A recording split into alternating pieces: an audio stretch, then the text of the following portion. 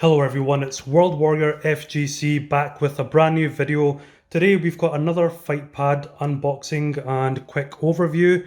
I will be making a second video going into a bit more detail about the actual game tests, be testing different games just to kind of see how it gets on with different kind of ones like 3D fighters, 2D fighters. But for today, let's take a look at the pad. Now this is something that I got asked by quite a few people. They wanted me to do this actual review, so I decided to dig and purchase. So let's see this controller. Okay, so at a glance, one thing that I've noticed is the presentation is immaculate. I mean, it's great. The box, the artwork, everything, it's just really, really well put together. Okay, so here we've got, this is probably like an instruction manual. Oops. Well, I'll deal with that later. Okay, so let's look at the start of the show.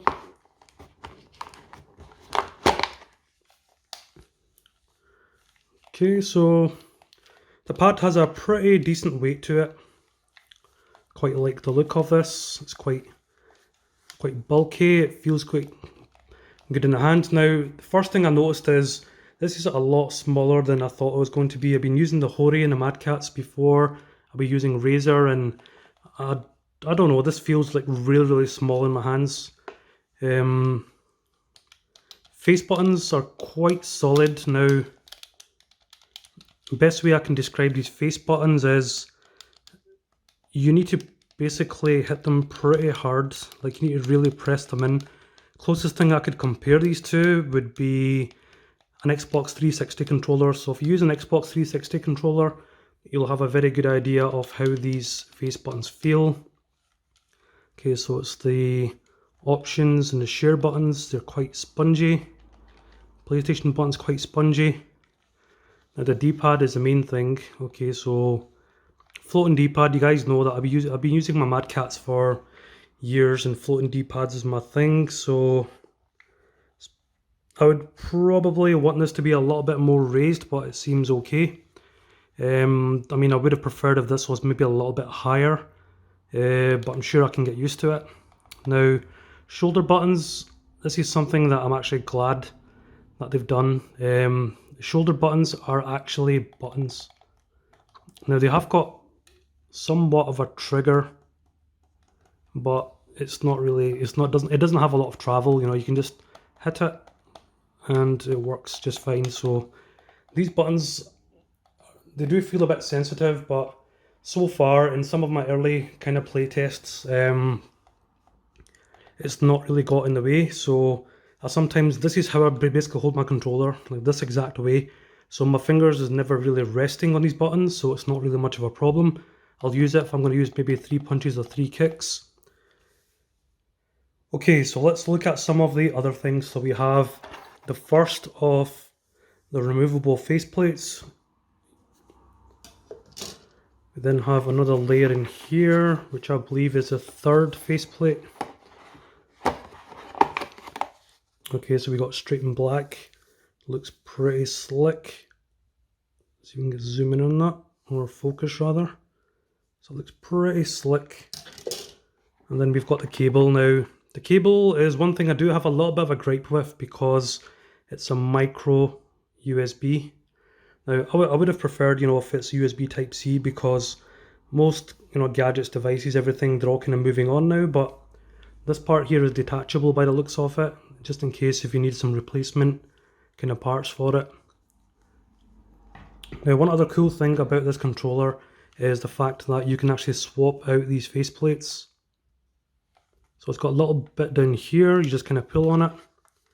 The way this works is, you've noticed that there's some magnets over here, so these magnets allow the faceplates to attach and detach with relative ease. Now, I'm probably going to be rocking the white one just because it looks pretty good. The blue one, I'm not sure what PowerA is doing, but this colour is just not good. It just doesn't look all that good whatsoever.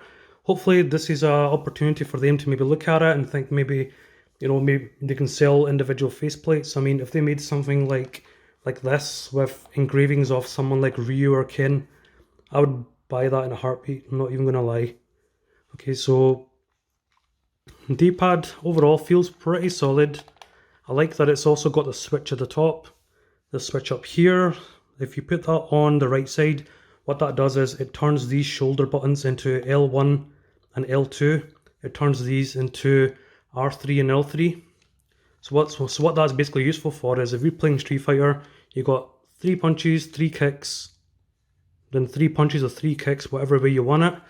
If you put on the shortcuts, you can save a state in training mode, you can reset the state and start right back to where you were. So with this, missing a touchpad is not really much of an issue for Street Fighter, but for certain games like Mortal Kombat and Tekken, it is a bit of a problem. In Tekken, you can't obviously reset training mode because of that. Mortal Kombat, you can't use certain items and consumables, I believe, so that kind of gets in the way. Okay, now the other feature this has is a headphone jack, which again is really useful, especially if you're in online tournaments. I like the fact that the cable is basically is detachable, so you know it makes the pad a lot more easier to kind of like pack and carry around. And it's one thing I don't like about other controllers is that the wire is always attached to it. So at least it has that. Now, as I was saying, it's got a really good kind of weight to it, a really good kind of grip and feel. Now, I did do a couple of kind of battle tests, and my very first PlayStation, I'm not gonna lie, but it was a pretty negative experience. I'm not sure what was going on with this controller. Like for example, when I was in training mode, inputs, everything were spot on, they were perfect. My inputs were clean, but when I was playing actual matches, for some reason, it didn't translate very well into the actual games. It caused me to drop more combos than I've ever dropped in my entire life, which is not a very good sign, but those drops basically cost me pretty much set after set after set, to the point where I just plugged in my Razer Ryan at the end just so I can win a set. You know, I was just really down just because of how many losses I had, and the annoying thing was it was because of combo drops and things just not working the way they should, or the way that I'm used to basically doing things.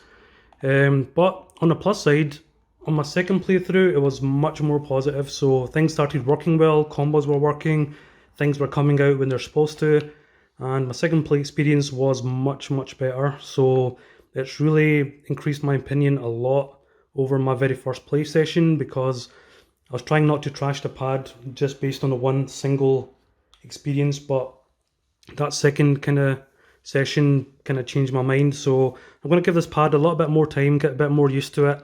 Everything on it seems fine. This pad has a lot of potential. I'm going to be taking it through more tests, and like I said, my second video, it's going to be more based on testing on in-games. Now, one thing that I've noticed is if you play Tekken, this pad, it feels like it's made for Tekken. It's with his D-pad basically. There's certain things that I can't do as well with other controllers, but this D-pad seems to be made for Tekken. So that's just something. The only problem is you can't reset Tekken, but I mean in terms of gameplay, like, you know, inputs and everything, any kind of wave dashes, all that kind of stuff, they work really kind of well. I'll be messing around with Tekken a little bit more, so I'll be putting that into the next video as well.